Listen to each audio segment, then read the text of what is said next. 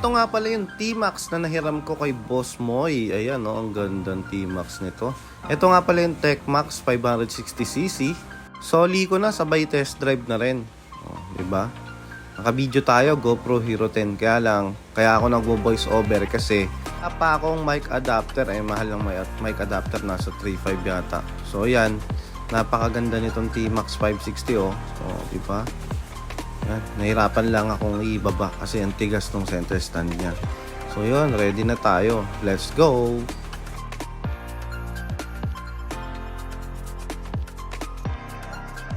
Medyo may kabigatan silang siyang iliko, kaya nag-aalangan talaga ako kasi baka matumba ako, magasgas tong motor na to. Ako, malaki babayaran ko kung nagkataon. So ayan, napaka-smooth ng takbo mga bro. At kapag piniga mo siya, binomba mo ng malupit, labasan ka agad ng tulin. Siyempre, pinauna ko muna yung tricycle. Mabait ako eh.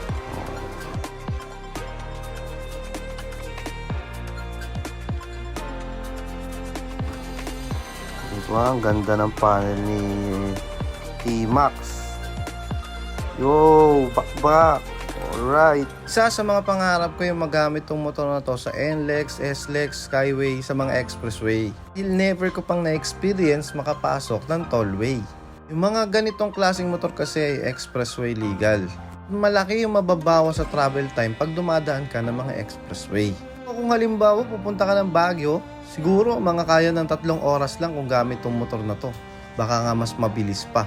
So yun nga, habang dinadrive ko to ngayon, nararamdaman ko yung power niya. At the same time, medyo kalmado lang siya pag hindi mo pinipiga yung silinyador.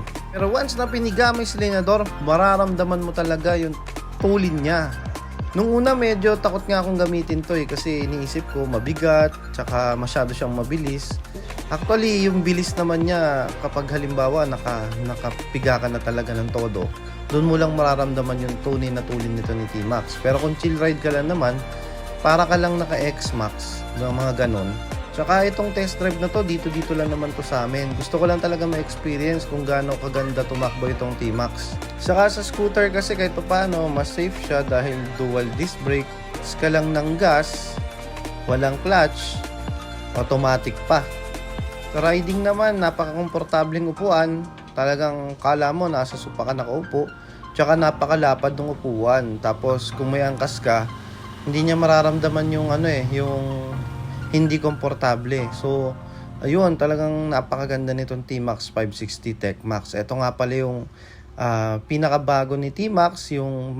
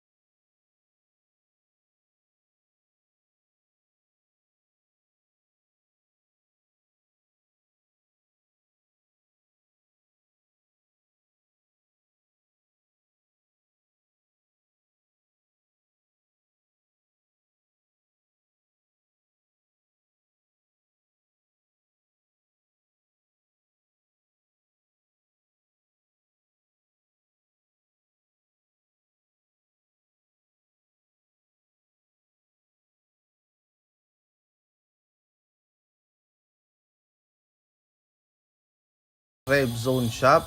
Meron din sa Y Zone. So yung mga Rev Zone na yan yung mga Yamaha shops na may mga big bike na tinda.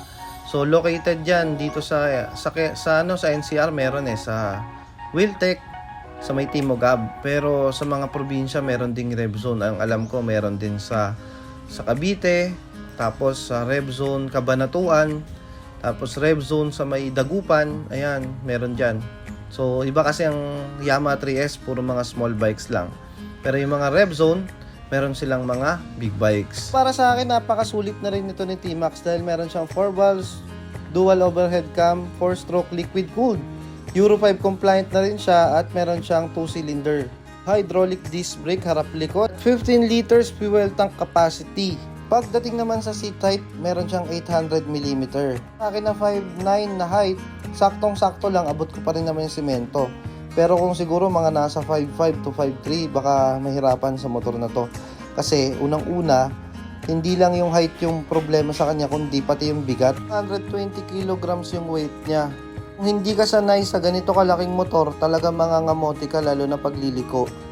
Ayan, mabigat kasi talaga siya. Bigat na yan, mawawala rin pagka umaandar na, kasi sa bilis nito talagang gumagaan din yung motor. Ang problema lang sa traffic siguro dahil syempre pag traffic, singit-singit, mahirapan ka dahil masyadong malaki yung motor, tapos mabigat pati siya, kaya kailangan talaga ng kaukulang pag-iingat sa pagmamaneho ng motor nito. At sigurado ako, napakamahal ng pyesa nito. Pati nga pala sa transmission, V-belt nga pala to. Tapos yung fuel system naman niya ay fuel injected. Dating sa scooter na high cylinder capacity, meron ding mga competitors itong si T-Max. Nandyan si AK550, meron ding Kymco, Exciting 400, meron din Aprilia, at marami pang iba, hindi ko na maalala kasi. So far, dahil na-testing ko na itong si T-Max, masasabi ko sa kanya na maganda rin yung kanyang performance. At yun nga lang, medyo mataas lang yung presyo dahil 800,000 yung price niya, pero sulit naman pagdating sa specs. Kaya itong T-Max TechMax, high-tech talaga to kasi meron siyang umiinit yung kanyang hand grip. Kumbaga, pag nasa biyahe ka na mataas na altitude, bundok, umiinit yan pati yung upuan. Tapos gumagalaw din yung kanyang windshield. So, sulit na sulit din talaga naman dito kay T-Max. So, ayan, malapit na tayo dun sa bahay ng may-ari ng motor na to. At yun nga, thank you tol, maraming salamat sa pagpapahiram mo nito. Sobra, kung hindi ka makaka-experience ng ganitong motor kung hindi ka magpapahiram. Sana sa mga susunod, meron ka pa rin mapahiram, hindi ka magsawa tol. Yun lang. Sa mga followers at subscribers natin dyan, tuloy lang po sa pag-follow at sana masubscribe niyo po yung Moto P YouTube channel natin. Maraming salamat po sa inyong lahat. Hanggang dito na lang muna po tayo. Enjoy your day and God bless. Maraming salamat. Bye.